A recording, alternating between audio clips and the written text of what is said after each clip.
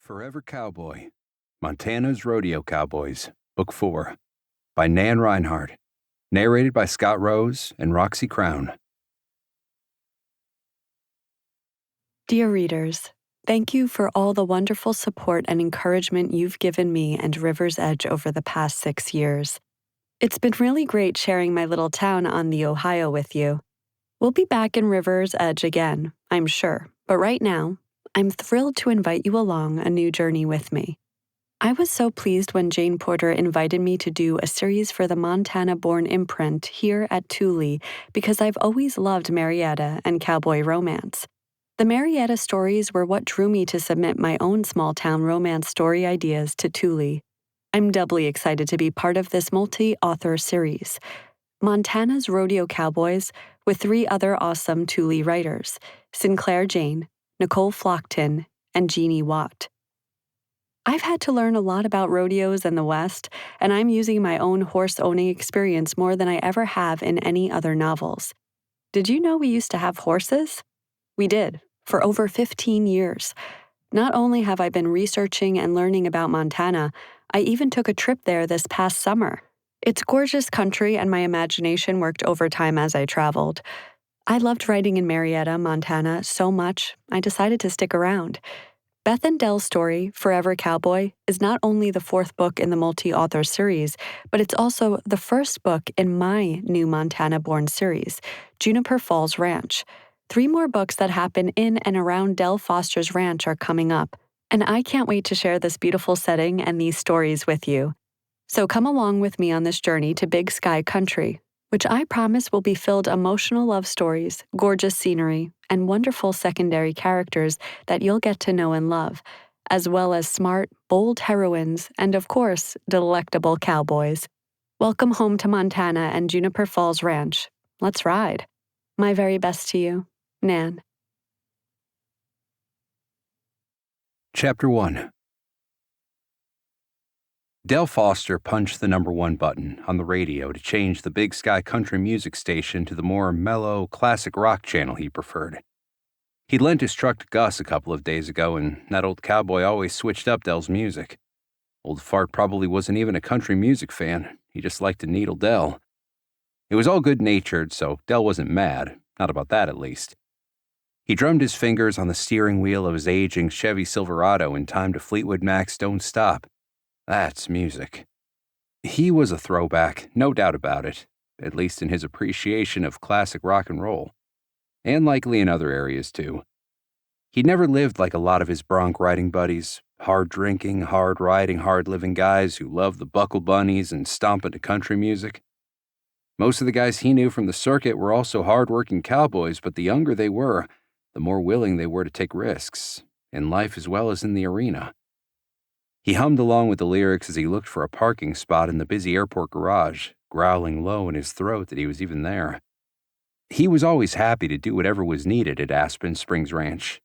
Noel and Marie Nichols had been generous and kind since he'd come to Montana 17-odd years ago, and Marietta felt more like home than Boston now. But picking up guests wasn't in his plan this morning. Ginger, his favorite mare, was due to foal, and he'd figured on being there for the big event. However, Carlos's youngest kid was down with COVID, and the whole family, including Carlos's 2 sons who worked at the ranch too, was in quarantine. So Noel was down 3 hands. Damn schools were petri dishes. Noel's words had made him smile when his boss had asked him to pick up a guest at the airport. Del finally found a spot and pulled in, realizing as he got out of the truck that he had no idea what this person looked like, and that he'd forgotten to nab Carlos's whiteboard. Chewing his lower lip for a second, he got out and went to his truck bed, searching. The cardboard box holding old bits, broken halters, and other tacked detritus would have to do, and he tore off one of the top panels. Now, something to write with. He opened the toolbox behind the back window, certain he had a black permanent marker in there, the one he used to mark ear tags. Yep, there it was. Leaning against the side of the truck, he felt in his shirt pockets for the slip of paper Noel had handed him in the barn, unfolded it and stared at it for a moment, memorizing the order of letters. As he debated whether to put the first name or the last name or both, his phone buzzed in his jeans pocket. He yanked it out to silence the alarm that told him the plane had landed and he damn well better get his butt to the baggage claim area. Quickly, he wrote just the last name in bold black caps across the cardboard, shut his truck bed, and hurried to the airport entrance. He squinted at the flight information board hanging in the baggage area for several minutes, concentrating on the shifting letters of the city names and the numbers. Damn dyslexia. But finally focused on the flight from Denver. It had landed and bags would be on carousel number 3. Great. He stopped at the bottom of the escalator coming down from the main terminal, got jostled and prodded by hurrying passengers and other drivers with signs, and so stepped to the back of the crowd. He gnashed his teeth and tugged the brim of his dusty black resistol lower on his brow. A woman bumped into him and glared like he was the one who'd stomped on her foot instead of the other way around. Thank God his boots were sturdy enough to protect his toes. Good Lord, he hated airports. Tipping his head back, he eyed the people riding down the escalator. The woman's name was Beth something. He figured she'd be either one of those fluffy blonde sorority types or a slim, athletic young woman dressed in denim, ready to ride trail. So far, no one fitting either description had come down the stairs. A couple of young women in sundresses, carrying huge purses and hats, laughed together as they got on at the top. Maybe there were 2 of them, but the something chick made the reservations. He held the sign up higher and caught the blonde's eye. She smiled and raked her gaze over his denim jacket, plaid pearl-button shirt, and jeans, right down to his worn cowboy boots and back up again. She elbowed her friend and lifted her chin toward him. This had to be her, so he pushed his hat back and smiled with as much welcome as he could muster. The girls stepped off the escalator and sidled toward him as he dropped his sign to his side and moved between 2 other drivers. "You're a cutie pie, cowboy," the blonde said in a breathy voice. "Too bad I'm not." She tilted her head and, looking down, tried to read his sign while at the same time clearly checking out his whatever. "Dykeman mine?" She met his eyes again. "'Cause I'd sure like to take a ride with you." He frowned. "You're not here for Aspen Springs Ranch?" "Nope. We're headed to Big Bear Lodge for a bachelorette party this weekend." The other girl, a bosomy brunette, gave him a sunny smile. "Okay, sorry," he mumbled, glancing behind him, and went to the back of the pack again. Ordinarily, he might have hung around, flirted a little, maybe even tried for a phone number. A couple of cute girls clearly looking for a little fun in a town where available women were at a premium. Not this weekend, though. The rodeo brought them in, so he'd have no problem hooking up if he wanted to. But Dell wasn't looking for a hookup. With a sigh, he held the sign up high again and watched the escalator. "Come on, Beth, whatever. Show yourself," he muttered under his breath. Once upon a time, there was a man and a woman who stood in an orchard and promised to love each other forever, to have a family.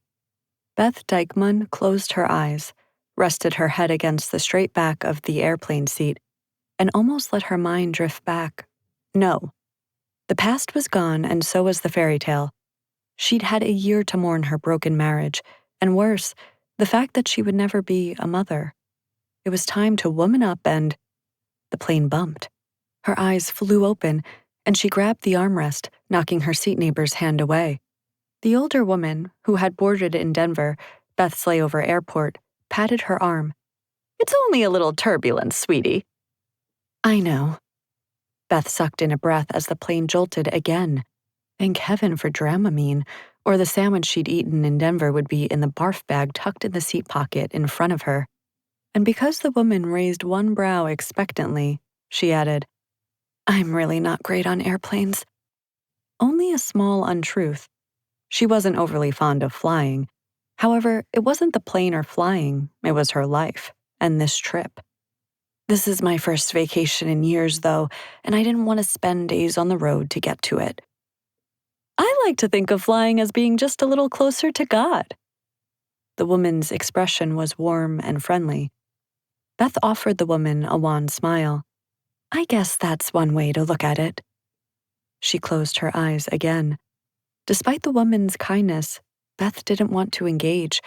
She didn't have the energy, emotional or otherwise, to make small talk with a stranger. She'd booked this